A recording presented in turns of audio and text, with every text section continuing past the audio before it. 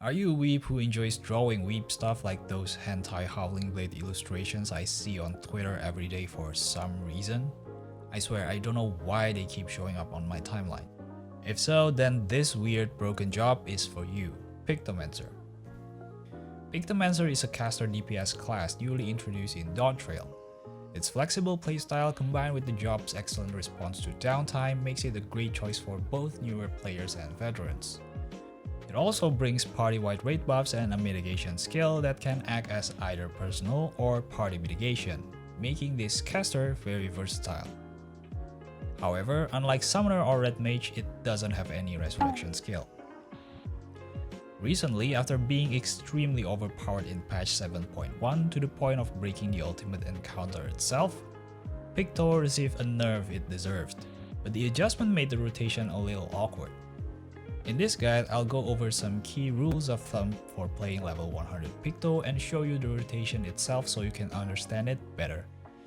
This is Aylaveen and here's my level 100 Pictomancer rotation guide for patch 7.2. Before we continue, hi, my name is Aylaveen. If you like this type of content, please like and subscribe to this channel. Or if you want to talk to me, feel free to join my Discord. Link is down below, and consider joining my membership for early access to my videos. But honestly, it's just to rip you off because I like money. The Futures Rivet and Ultimate made a lot of players realize just how overpowered Picto was during downtime. You could draw during downtime and immediately burst with an insane amount of damage from Muse skills once uptime resumed. That's why the nerfs in patch 7.2 were expected. While many players disagreed with the changes, I actually support the decision to nerf Muse skills and buff RGB and CMYK skills. This balances Picto's performance during downtime with full uptime situations. The real problem, however, lies in the hammer nerf. It significantly weakened the hammer combo. Many players have done the math and I won't go into detail about it, but you can check out this video by Bush where he calculated everything. It's a pretty good video. And it turns out that without rate buffs, the hammer is actually weaker than CMYK skills. In full crit situations, it's even better to skip using the hammer entirely. This leads to a strange rotation where you don't use hammer at all during odd minute burst. And even the even minute window becomes optional. Personally, I think that's okay, it still leaves room for optimization, but if the devs want to bring back the fun, dynamic Picto gameplay that everyone loves, they'll need to tweak the numbers a bit. With that said, let's dive into the rules of thumb for playing current level 100 Pictomancer. Number 1. Fit 9 GCDs under Starry Muse buff. Those 9 GCDs should ideally include Star Prism, Rainbow Drip, 2 Comets in Black, 2 Hammer GCDs, and 3 CMY GCDs. If you can't, consider late weaving the buff and moving CMY skills earlier while putting the last Comet in Black at the end. If that sounds confusing, it means you're stupid. But don't worry, I'll explain each part. Number 2. Use Starry Muse on cooldown with Star Prism and Rainbow Drip. Starry Muse provides party rate buffs and enables Star Prism, one of your hardest hitting GCDs, so make sure to use it with the buff active. Starry Muse also grants Hyper Fantasia, which you can spend by using 5 Aether Hue skills to enable Rainbow Drip, another powerful GCD. But be careful to not move out of the circle area or it might not count. Number 3. Save 1 Subtractive Palette for the 2-minute burst window. Subtractive Palette allows you to execute CMYK skills, Cyan, Magenta, Yellow Key. These are similar to your RGB combo, but it hits significantly harder. Ideally, you want 2 Comets in Black under your Starry Muse buff.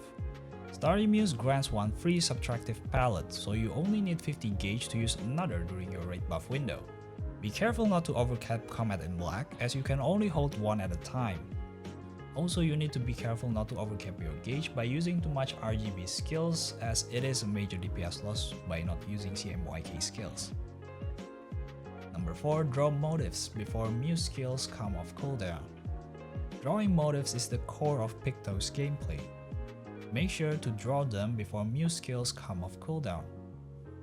For every 2 minutes, draw 1 landscape motif for Starry Muse rate buff, 2 creature motifs for whichever creature Muse is cycling, but remember, creature Muse has 3 charges, so avoid overcapping them.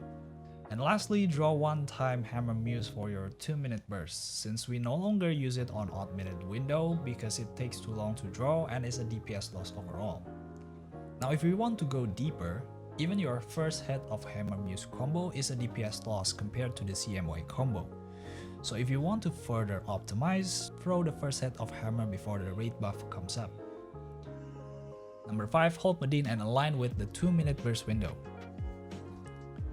Retribution of the Medine is your strongest OGCD and comes from Fanged Muse, one of the Creature Muse rotations. Its counterpart, Bulk of the Ages from Wing Muse, deals slightly less damage. Ideally, save Medine for your 2-minute burst.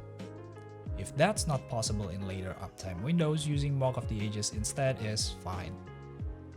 As long as one of them aligns with your burst window, you're good to go. Number 6, don't use Holy in White on single target.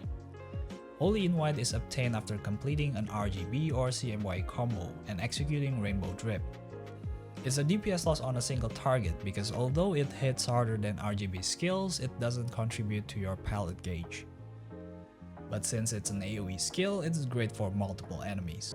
During heavy movement mechanics, it can be used, but there are better instant cast options like Hammer Combos, Combat in Black, or even Star Prism.